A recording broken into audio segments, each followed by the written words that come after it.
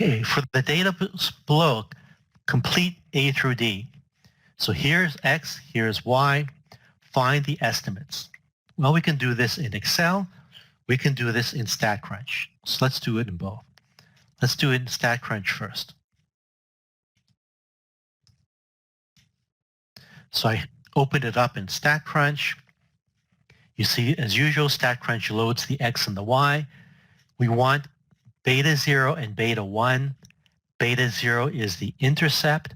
Beta 1 is the slope. If you can't remember which one is which, think of multiple regression where we have beta 1, beta 2, beta 3, beta 4. So all the big betas are the slopes. Okay, so stat, regression. This is still simple linear because we have one X variable. X is X, Y is Y, compute.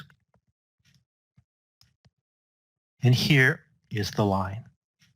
Y equals, the first coefficient is B0 or the intercept, and the second one is the slope. Okay, so the 3 decimal places, minus 2.628.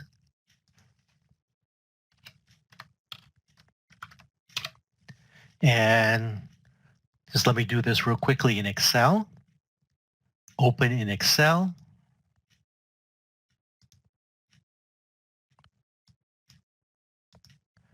Okay, so the labels are there. In Excel, the programs are under data, data analysis. We want to do regression, so I scroll down and I choose regression. For the Ys, I highlight the Ys. For the X's, I'll click in the box and then highlight the X's.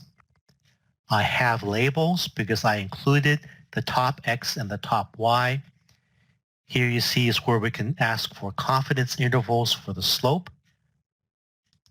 And for me, I always like to put the output next to the data, not on a separate page.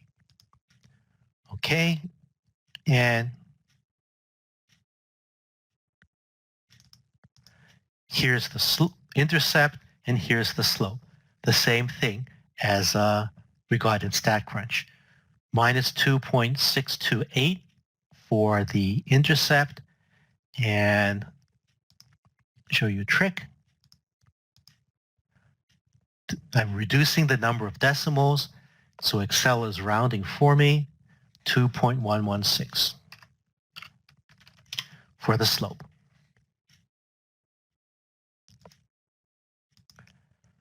Okay, the standard error, both Excel and StatCrunch compute this. So here it is, the standard error. To 4 decimals, 7676. That's what Excel says. And if we go to StatCrunch, here it is also, 7676. Standard error, estimate of the error standard deviation. What that is, let me draw a picture.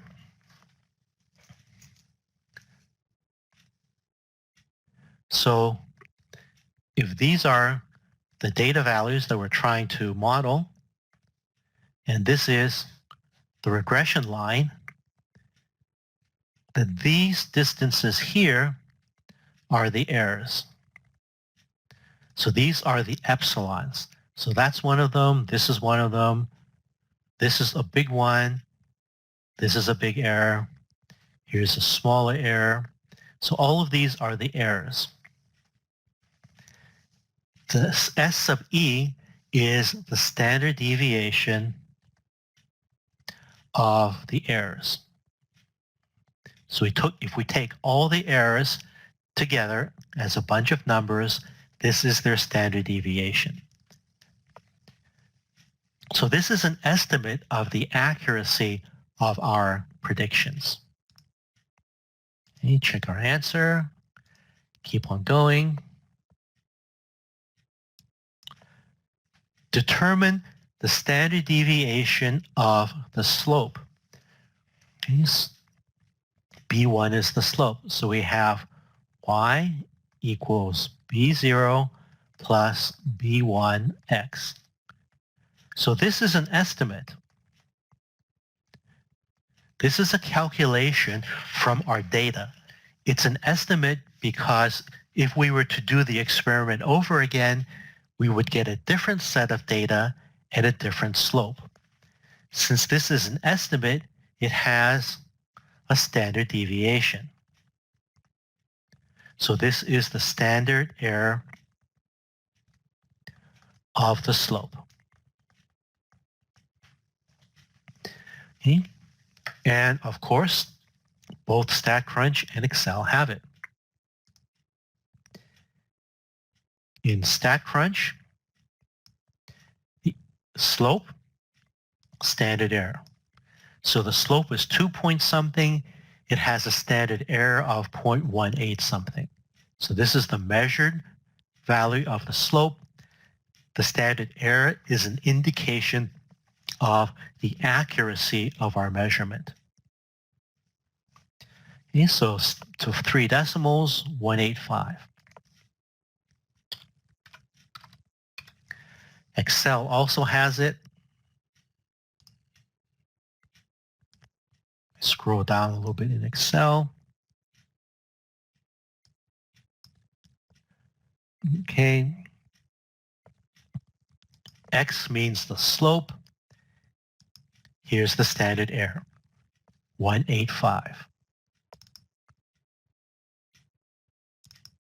Okay, so I automatically resized it so that you can see it better.